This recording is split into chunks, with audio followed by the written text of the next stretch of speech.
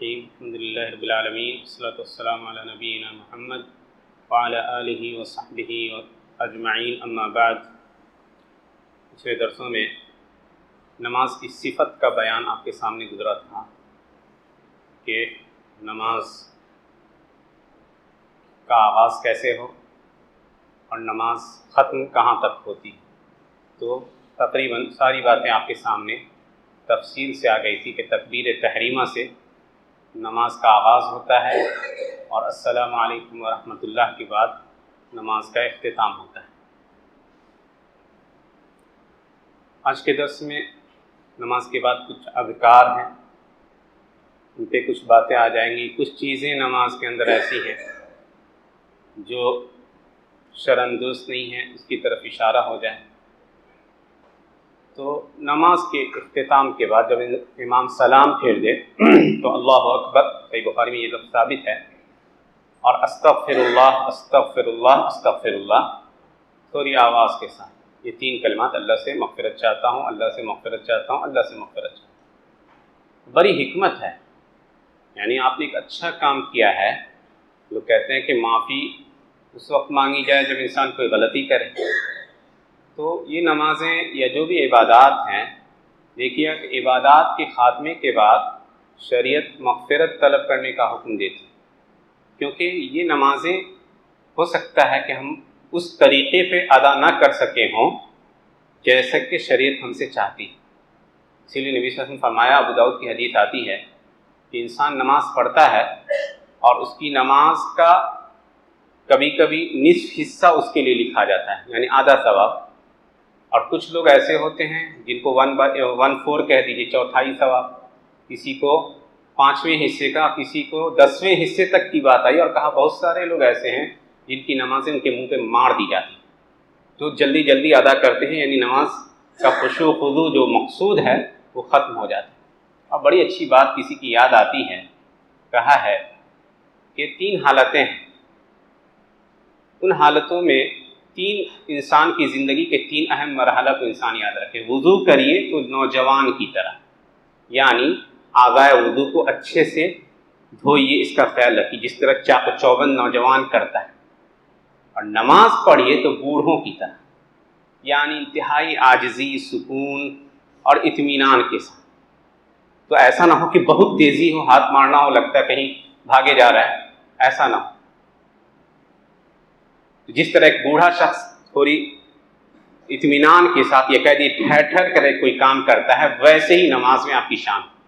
اور دعا مانگیے تو بچوں کی طرح، جو بچہ بضد ہو جاتا ہے کہ ہم کو ملنا ہی چاہیے، تو اللہ سبحانہ و تعالیٰ کا فضل واسع ہے، یعنی یہ نہیں کہ کہ اللہ سے یہ مانگے یہ مانگے یہ مانگے یہ مانگے، بہت ہے آپ کی نظر میں، وہ بہت ہو سکتا ہے، اللہ کی نظر میں کچھ بھی نہیں، اللہ سب دے سکتا ہے، اللہ ہر چیز پہ قادر ہے۔ تو دعا میں انسان الہا اور اصرار سے کام لے، اور اللہ کی ان صفتوں کا حوالہ دے جو صفت اللہ سبحانہ تعالیٰ کی ہے۔ اللہ تو دینے والا معطی ہے، تو اللہ کے ناموں کو بھی یاد رکھیں، جو اللہ کے 99 اہم نام، انشاءاللہ یہ درس سب گزر جائے گا تو 99 نام کی بھی شرح ہوگی انشاءاللہ۔ اللہ تو رزاق ہے، روزی دینے والا ہے، رازق ہے، تو ہر وہ نام جو اللہ سبحانہ تعالیٰ کے عطا پہ دلالت کرتا ہے، دینے کے اوپر، وہاب ہے، عطا کرنے والا ہے، تو ان ناموں کا واسطہ دیا جائے تو اللہ سبحانہ تعالیٰ کا فضل آپ کو ملے گا۔ تو کبھی یہ مت سمجھیے کہ اللہ سبحانہ تعالیٰ سے ہم نے بہت کچھ مانگ لیا، نہیں، جو بھی خواہش ہو، چھوٹی سے چھوٹی اور بڑی سے بڑی، انسان اللہ سے مانگے۔ تو کہا کہ وضو نوجوانوں کی طرح کرو، نماز میں بوڑھوں کی طرح ہو جاؤ، سکون و اطمینان، اور دعا میں بچوں کی طرح مانگو، جو بچہ بضد ہو جاتا ہے، یہاں تک کہ ماں باپ سے وہ چیز دے کے رہتے ہیں، تو اللہ سبحانہ و تعالیٰ کے سامنے اللہ عاجزی کو پسند کرتا ہے۔ ادعوا ربکم تضرعا وخفیہ، عاجزی کے ساتھ اپنے رب کو پکار۔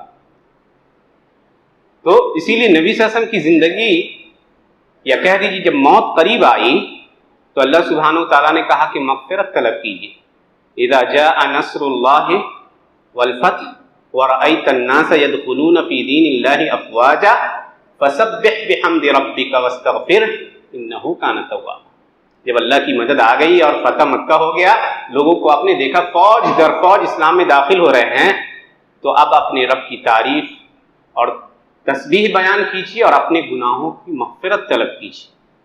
چنانچہ حضرت عمر بن خطاب اور عبداللہ بن عباس رضی اللہ عنہما کہتے ہیں کہ اس آیت میں نبی صلی اللہ علیہ وسلم کی موت کی خبر دی گئی تھی، کہ کیونکہ ایک مقصد ہوتا ہے کسی بھی شخص کی زندگی کا، اور اللہ کے نبی کی زندگی کا مقصد تھا کہ لوگ جوق در جوق اس دین میں داخل ہوں، وہ مشن پورا ہو گیا تھا، گویا قریب تھا کہ اب اللہ کے نبی کے چل چلاؤ کا وقت آیا، تو کہا گیا کہ مغفرت طلب کیجیے۔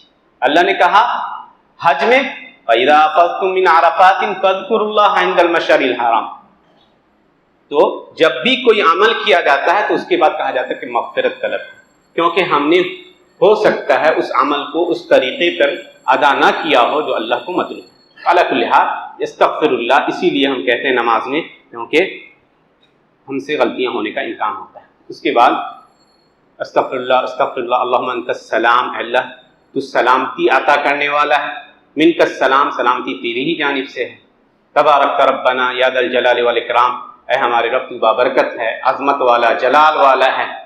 اور اس کے بعد لا الہ الا اللہ وحدہ لا شریک لہ لہ الملک ولہ الحمد وہو علی کل شیء قدیر، اللہم لا مانع لما اعطیت، اللہ جس کو تو دے دے اس کو کوئی روکنے والا نہیں، ولا معطی لما منعت، اور جس کو تو روک لے اس کو کوئی دینے والا نہیں، ولا ينفع ذا الجد منک الجد، اور کسی مالدار کی مالداری تیرے مقابلے میں کوئی فائدہ نہ دے۔ یہ دعا ہے آیت الکرسی۔ اس کے بعد ہے عظیم الشان آیت، قرآن کریم کی سب سے عظیم آیت۔ ابی بن کعب رضی اللہ عنہ سے اللہ کے نبی نے دریافت کیا تھا کہ ابی بتاؤ کہ قرآن کریم میں سب سے عظیم آیت کون سی ہے؟ تو کہا آیت الکرسی، اللہ لا الہ الا هو الحی القیوم۔ اور کہا گیا اللہ کے نبی صلی اللہ علیہ وسلم نے کہ جو اللہ کی صفت حی اور القیوم، یہ قرآن کریم میں 3 جگہ آیا ہے، ایک یہاں آیت الکرسی میں، اور ایک سورہ آل عمران کے شروع میں اللہ لا الہ الا هو الحی القیوم نزل علیک الکتاب بالحق، اور ایک سورہ طٰہٰ میں وعنت الوجوہ للحی القیوم۔ کہا کہ ان آیات کے پڑھنے کے بعد، یا کہیے کہ ان صفات کے ذکر کرنے کے بعد جو دعا مانگی جاتی ہے تو وہ دعا قبول ہو جاتی۔ صفت حی یعنی ہمیشہ زندہ رہنے والا، جو ازل سے ہے ابد تک رہے گا، کوئی خاتمہ نہیں۔ قیوم جس کے ذریعے پوری کائنات قائم ہے، پوری کائنات اللہ سبحانہ تعالیٰ کی بنائے ہوئے نظام کے تحت یہ چل رہی۔ اس کے بعد آپ تسبیحات پڑھتے ہیں۔ تسبیحات کئی طرح سے آئی شریعت میں، سبحان اللہ، الحمدللہ، واللہ اکبر، 33 مرتبہ۔ ایک صفت آئی بخاری مسلم میں، فقراء صحابہ میں جو غریب صحابہ تھے وہ اللہ کے نبی صلی اللہ علیہ وسلم کے پاس آیا اور کہا اے اللہ کے نبی، ذهب اہل الدثور بالاجور، جو مالدار لوگ ہیں ہمارے معاشرے میں وہ تو پوری نیکیاں لے گئے۔ کہا کہ وہ لوگ نماز بھی پڑھتے ہیں، روزہ بھی رکھتے ہیں، زکوٰۃ بھی ادا کرتے ہیں، اور ان کے پاس ایکسٹرا مال ہے، یحجون بها ویعتمرون ویجاہدون ویتصدقون، جس کے ذریعے وہ حج کرتے ہیں، عمرہ کرتے ہیں، اللہ کی راہ میں خرچ کرتے ہیں، صدقہ کرتے ہیں۔ ہمارے پاس اتنا مال تو ہے نہیں۔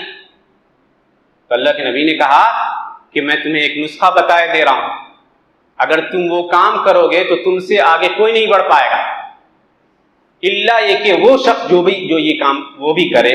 چنانچہ کہا کہ تسبحون اللہ وتحمدون اللہ وتکبرون اللہ خلف کل صلاۃ، ہر نماز کے بعد سبحان اللہ، الحمدللہ، ولا الہ الا اللہ 33 مرتبہ کہو، اور 99 ہو گیا، 100 آپ کا پورا ہوتا ہے لا الہ الا اللہ وحدہ لا شریک لہ لہ الملک ولہ الحمد وہو علی کل شیء قدیر۔ اس کے ذریعے تسبیح کرنی کیسے ہے؟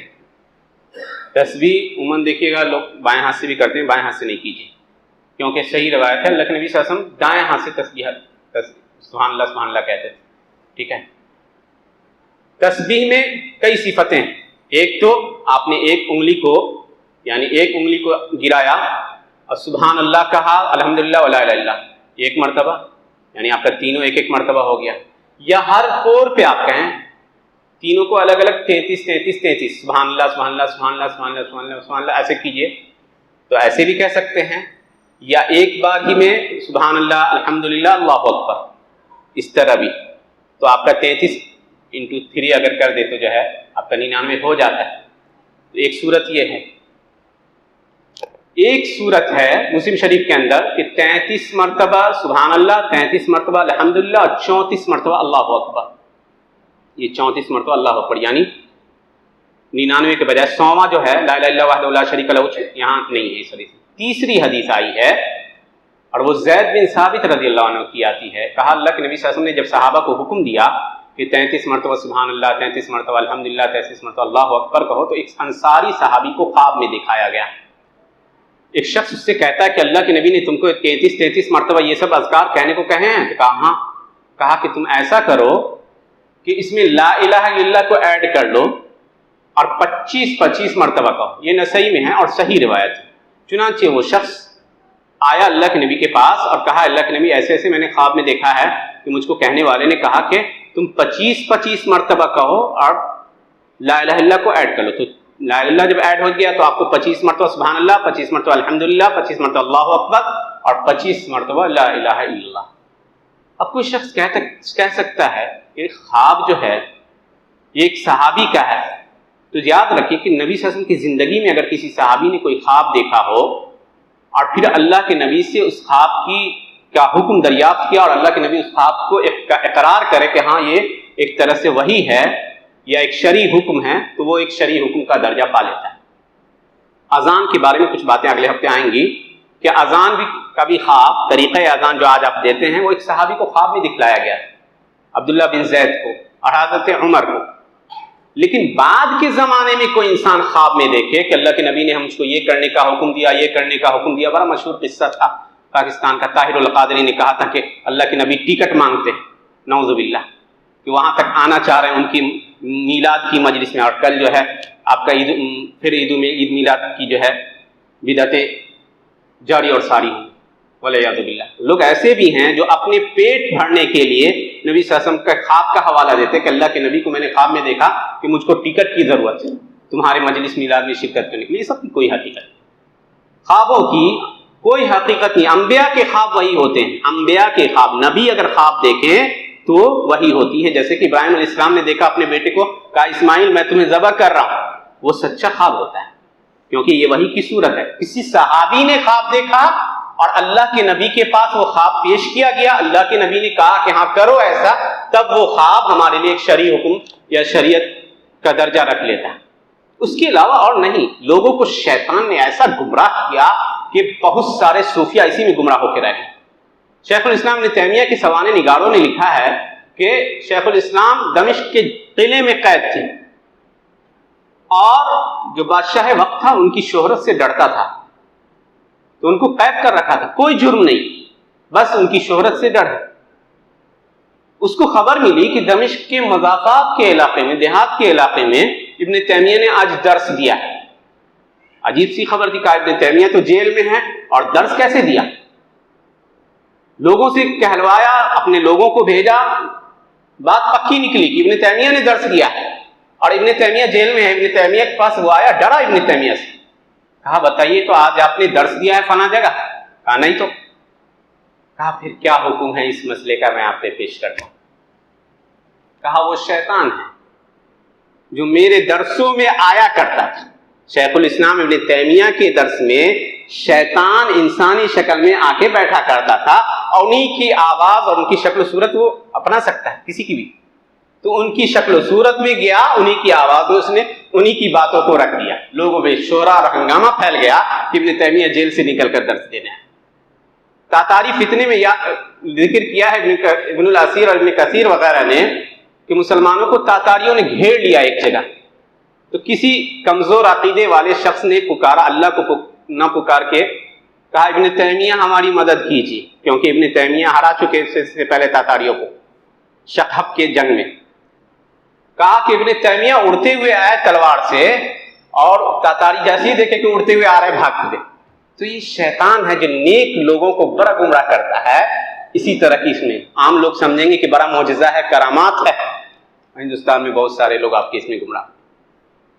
تو ابن تیمیہ نے کہا کہ فرشتہ نہیں ہو سکتا ہے، وہ شیطان ہوگا. لوگوں نے کہا فرشتہ کیوں نہیں ہو سکتا؟ فرشتہ تو انسانوں کی شکل میں آتا ہے.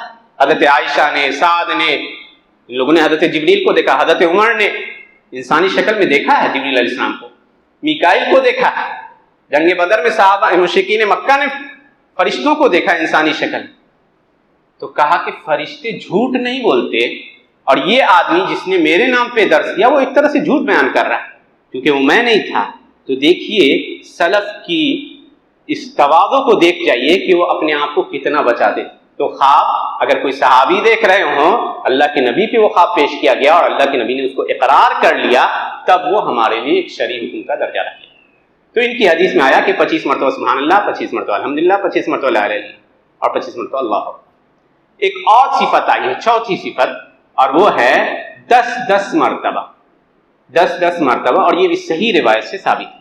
سبحان اللہ، الحمدللہ، اللہ اکبر 10 مرتبہ۔ تو کبھی آپ بزی ہیں، جلد بازی میں کہیں جا رہے ہیں، تو آپ 10 مرتبہ بھی کہہ سکتے ہیں، اور افضل ہے انسان کے لیے کہ کبھی اس کو کبھی اس کو کبھی اس کو، تاکہ سب سنت پہ عمل ہو سکے۔ یہ بیان تھے آپ کے تسبیحات کے۔ نماز میں کچھ چیزیں ایسی ہیں جو ایک نمازی کے لیے زیب نہیں دیتی۔ مثال کے طور پہ ٹخنے سے کپڑے کا نیچے رہنا، ٹخنے سے آپ کے کپڑے کا نیچے رہنا سخت وعید آئی ہے، اور یہ ہمیشہ کے لیے منع ہے، نماز ہی میں نہیں، ہمیشہ کے لیے منع ہے۔ کوئی انسان اپنے پاؤں کو ٹخنے سے نیچے رکھے، اپنے کپڑے کو زمین سے مل رہا ہے یا کہہ دیجیے زمین سے لٹاتے ہوئے چل رہا وہ، تو یہ منع ہے۔ اللہ کے نبی صلی اللہ علیہ وسلم فرمایا، صحیح بخاری کی حدیث، ما اسفل من الکعبین من الازار فهو فی النار، کہ جو ٹخنے سے نیچے جو کپڑا آپ کا لٹک رہا ہے وہ جہنم، یعنی وہ حصہ آپ کا جہنم میں ہو۔ تو انتہائی سخت وعید، چاہے آپ پیجامہ پہنتے ہو، لنگی پہنتے ہو، پینٹ پہنتے ہو، جو پہنتے، لوگ جو ہے نماز میں آتے تو موڑ لیتے، فولڈ کر لیتے، نہیں، آپ کو ہمیشہ نہیں پہننا ہے۔ اگر آپ کے کپڑے ویسے ہیں ریڈی میڈ تو اس کو جا کے کٹوائیے۔ جائز نہیں ہے کہ کوئی انسان جان بوجھ کے ٹخنے سے نیچے جو ہے کپڑا رکھے، جائز نہیں۔ اور اللہ کے نبی صلی اللہ علیہ وسلم کی اس وعید کو سن لیجئے۔ اللہ کے نبی نے فرمایا، ثلاثۃ، 3 طرح کے لوگ ایسے ہیں، لا یکلمہم اللہ یوم القیامہ ولا یزکیہم ولا ینظر الیہم، نہ اللہ ان کی طرف دیکھے گا، نہ اللہ ان سے بات کرے گا، اور نہ ان کو گناہوں سے پاک کرے گا۔ پہلا کہا المسبل ازارہ، جو اپنے کپڑے کو زمین سے لٹاتے ہوئے چلتا ہے، ٹخنے سے نیچے رکھتا ہے۔ دوسرا کہا المنان علی ما اعطا، کسی کو کچھ دیا ہے تو اس پہ احسان جتلا رہا ہے کہ ہم نے تم کو یہ دیا تھا، وہ دیا تھا، یہ دیا تھا، تو احسان جتلانے والا اللہ اس کی طرف نظر رحمت نہیں کرے گا۔ اور تیسرا کہا المنفق علی سلعته الحالف علی سلعته کاذبا، جو اپنی بزنس میں ہے اور کہتا اللہ کی قسم اتنے میں خرید ہے، حالانکہ جھوٹا ہے، وہ جھوٹا ہے تو قسم کھا کے بیچ رہا ہے، جھوٹی قسم، تو کہا اللہ اس کی طرف نظر رحمت نہیں کرے، تو ٹخنے سے پیچھے نیچے نہ رہے۔ ایک اور چیز، کپڑے کو فولڈ کر کے نماز نہیں پڑھیے۔ نبی صلی اللہ علیہ وسلم نے فرمایا لا نکفت الشعر ولا الثوب، نہ آپ کپڑے کو جیسے وضو کرتے ہیں اتنا اوپر تک کرتے ہیں، اسی میں آ کے اپنے ہاتھ باندھ دیا، نہیں، مناسب نہیں، مکروہ ہے، نماز تو ہو جائے گی بہرحال، مکروہ ہے۔ مان لیجئے کہ کوئی انسان ٹخنے سے نیچے کپڑا رکھے ہوا ہے، نماز پڑھ رہا ہے، اس کی نماز کا کیا حکم ہے؟ تو پھر وہی قانون لوٹے گا جو ہم پہلے بتا چکے ہیں، جب کسی کی زمین کوئی غصب کر لیتا ہے، تم نے کہا تھا کہ کسی کی زمین ہتھیا لے اور اس میں نماز بھی پڑھ رہا ہے، تو نماز تو ہو جائے گی، برابر گناہ چڑھتا رہے گا، ٹھیک ہے؟ تو اس میں بھی نماز تو ہو جائے گی، گناہ گار ہوتا رہے گا جو اپنے کپڑے کو نیچے لٹکاتا ہے۔ اسی طرح کوئی شخص ریشمی کپڑا پہنتا ہے، ریشم مردوں کے لیے منع ہے، ریشم مردوں کے لیے، ریشم، سونا، یہ سب منع ہے۔ اگر سونے کی انگوٹھی پہن رکھی ہے یا گھڑی پہن رکھی ہے یا ریشمی لبادہ اور رکھا ہے تو اس کے لیے جائز نہیں ہے کہ وہ نماز میں آئے، لیکن اگر وہ پہن کر پڑھنے آتا ہے نماز، اس کی نماز ہو جائے گی، وہ گناہ گار ہوگا کیونکہ اس نے سنت کی مخالفت کی۔ اسی طرح کچھ مسائل اور ہیں، جیسے ایک ڈاکٹر صاحب نے ذکر کیا تھا کہ کچھ لوگ صف بندی میں صف ملاتے ہیں تو ان کا پاؤں ٹھیک رہتا ہے، اور پھر نماز کی اگلی رکعت میں وہ اپنے آپ کو سمیٹ لیتے ہیں تو خلا پیدا ہو جاتا ہے، ایسا نہیں کیجیے۔ آپ اپنے جسم کے پہلے بھی بات آئی کہ اپنے جسم کے مطابق کھڑے ہوئیے، بہت زیادہ اسپیس نہیں لیجیے تاکہ پھر اگلی رکعت میں آپ کو سمٹنا پڑے، جگہ خالی ہو جائے اور مجبور ہو پیچھے والا یا بغل والا کہ وہ اپنا یہ کر سکے اس جگہ کو لینے کے اوپر۔ اسی طرح نماز میں ہنسنا اور آواز سے ہنسنا آپ کی نماز کو باطل کر دیتا ہے، نماز آپ کی نہیں ہوگی۔ کوئی زور سے ہنستا ہے نماز میں تو اس کی نماز نہیں ہوگی. علماء نے ایک دم بالاتفاق لکھا نماز میں حرکت کثیر، بہت حرکت کر رہا، ہاتھ پاؤں جھاڑ رہا، مسلسل کنٹینیو حرکت کر رہا ہے بغیر رکے ہوئے، تو اس کی نماز نہیں ہوگی. اگر مان لیجیے کہیں پہ مچھر ہے یا کسی وجہ سے کھرچنے کی ضرورت آئی تو ہلکا پھلکا ہے تو معاف، ہلکی سی مسکراہٹ آ گئی کسی بات پہ تو چلے گا، کوئی حرج نہیں، کوئی حرج نہیں. اسی طرح نماز میں بھول چک کا مسئلہ ایک اہم مسئلہ ہے کہ مثال کے طور پہ کسی نے 3 ہی رکعت پڑھی، سلام پھیر دیا. عام عارف یاد ہے تو 3 رکعت امام صاحب کے ساتھ پڑھی، 1 رکعت اس کی چھوٹ گئی، اب اس نے امام صاحب کے ساتھ سلام پھیر دیا تو کرے گا کیا؟ وہ بغیر اللہ اکبر کہے ہاتھ باندھے گا، ٹھیک ہے، اور اس کے بعد اس رکعت کو پورا کرے، 4تھی رکعت، پھر سجدہ سہو کرے گا، سلام پھیر دے گا. سجدہ سہو کرے گا، کیسے کرے گا؟ آ رہی ہے. سجدہ سہو کا مطلب ہوتا ہے بھول چوک کی وجہ سے آپ کی نماز میں جو کمی، زیادتی یا شک پیدا ہو تو اس کمی، زیادتی یا شک کو دور کیا جا سکے. کسی نے 2 رکعت پہ سلام پھیر دیا، اللہ کے نبی نے ایک بار 2 ہی رکعت پہ سلام پھیر دی تھی. ذوالیدین کا قصہ آتا ہے، اللہ کے نبی سارے جلد باز لوگ نکل گئے تو ذوالیدین لمبے ہاتھ والے صحابی تھے، کہا اللہ کے نبی نماز کم ہو گئی یا آپ بھول گئے؟ اقصرت الصلاۃ ام نسیت؟ قال لم انس ولم تقصر، نہ میں بھولا ہوں اور نہ نماز کم ہوئی ہے. کہا نہیں آپ بھولے ہیں اللہ کے نبی. بڑے بڑے صحابہ ابو بکر عمر چپ چاپ کھڑے ہوئے تھے، یہ کبار صحابہ کا احترام تھا، کچھ نہیں بولے. نبی صلی اللہ علیہ وسلم گھر میں گئے، گھر سے واپس آئے اور دم غضبناکی کی حالت میں پوچھا کہ اصدق ذوالیدین، کیا ذوالیدین نے سچ کہا کہ میں 2 رکعت پہ میں نے عصر کی نماز تھی غالباً سلام پھیر دی؟ کہا ہاں. تو اللہ کے نبی نے 2 رکعت پھر پڑھی اور اس کے بعد سجدہ سہو کیا. تو نقصان ہو، کمی ہو تو سلام سے پہلے 2 سجدہ کرنا ہے، ٹھیک ہے. سجدے میں وہی دعا پڑھنی جو آپ پڑھتے ہیں، کوئی ایکسٹرا کچھ نہیں.